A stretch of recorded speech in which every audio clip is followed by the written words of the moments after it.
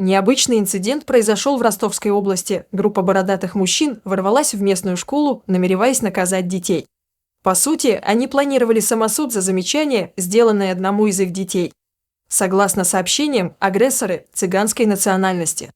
«Отсидим, но порешаем» – одно из самых мягких выражений, прозвучавших от бесстрашных нарушителей порядка. Но их запал риска остыл после вмешательства. Разберем подробности в нашем выпуске. Подпишитесь на канал, чтобы не пропустить новые видео. Все случилось в Тацинском районе Ростовской области. Отпрыск Табарян, обезумев от вседозволенности, обижал малыша из 3 класса. Бдительный Никита, увидев такое, защитил ребенка, сделав замечание обидчику. Но смуглянин в ответ затаил злобу и привел своих родителей вместе с целым табором. На разборки приехала целая толпа цыган. Не только мужчин, но и женщин. Уже у входа в школу они начали беспредельничать. В телеграм-каналах сообщается о нападении на нескольких школьников. Также была разбита машина, припаркованная у школы. Автомобиль принадлежит отцу мальчика, заступившегося за третьеклассника.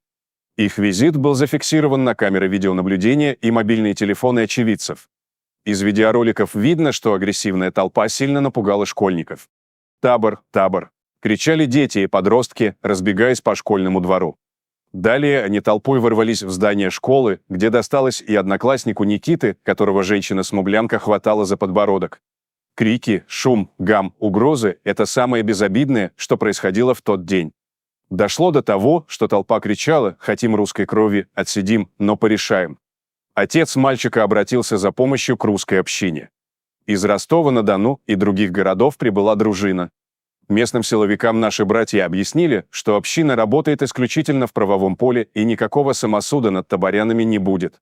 Примечательно, что региональные власти пытались умалить значимость конфликта, заявляя, что это всего лишь бытовая ссора. При этом они старались замолчать участие в ней детей. Однако благодаря собранным видеодоказательствам и показаниям свидетелей, разбирательство все же состоялось. Активисты вместе с отцом мальчика и силовиками провели беседу с цыганами. Районные власти пытались убедить силовиков, что это сугубо бытовой конфликт, что якобы просто повздорили взрослые.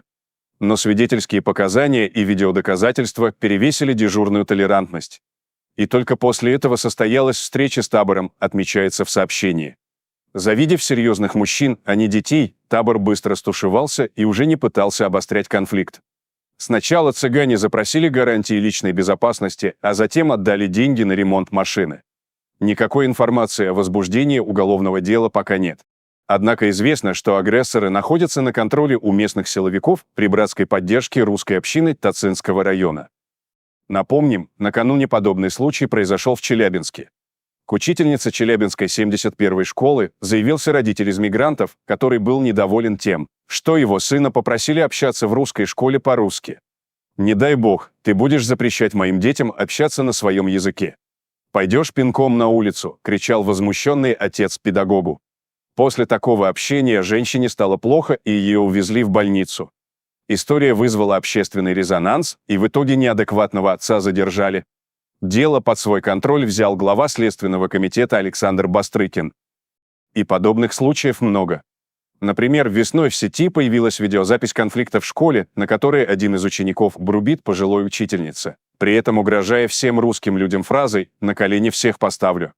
Учительница рассказывала, что просто пыталась остановить 9-классника, который обижал детей помладше, но у нее это не получилось. В ответ школьник-мигрант стал агрессивно вести себя и признался, что недавно набил морду кому-то на улице. Словно поддаваясь эмоциональному порыву, он выкрикнул: «Вы говорите, что езидам морду набьют?» «Никто ничего не сможет сделать», — учительница ответила ему, что драки — это плохо, и таких учеников она заносит в черный список. На это парень с наглостью парировал: «Много ваших у меня в черном списке. Очевидно, что под вашими он подразумевал русских». Женщина напомнила ему, что Россия приютила множество народов, и это стоит ценить. Слова разозлили школьника, который заявил, что занимается спортом специально, чтобы бить русских. Учительница потребовала извинений, но он отказался. Есть еще такой момент: иногда в подобные разборки вмешиваются цыганские бароны. Так стало известно, что конфликт между семьей Пожарного и его соседями-цыганами в поселке Иловля Волгоградской области получил неожиданное продолжение. В дело вмешались бароны. Они записали видеоизвинения, осудив агрессоров, и призвали жить дружно. «Просим у вас прощения за нашего цыгана, но мы же не все такие». Тем не менее, примирительные речи едва ли могут успокоить семью Михаила Зазулина, которому угрожают расправой. «Мишка, я тебе достану», — заявил пожарному сосед-цыган. От слов перешли к делу. Соседи предпринимали попытку штурма дома пожарного. Они выбивали калитку, вывернули замок, бросали кирпичи. Хоть широкая огласка и заставил агрессора немного поумерить пыл, но Михаила уже предупредили, когда шум уляжется. С ним и его родными по-тихому разберутся. Чувство безнаказанности у цыган зашкаливает, и тогда Михаил, опасаясь за жизнь близких и свою, обратился к главе СК Александру Бастрыкину. Отметим, что Бастрыкин тогда заинтересовался делом Михаила. И, конечно, сложно забыть историю о ЧП в Чемодановке. Она прогремела на всю страну летом 19 года. В Пензенском селе между местными жителями и цыганами вспыхнул конфликт. В массовой драке цыгане забили мужчину. После того, как это стало известно, люди вознегодовали.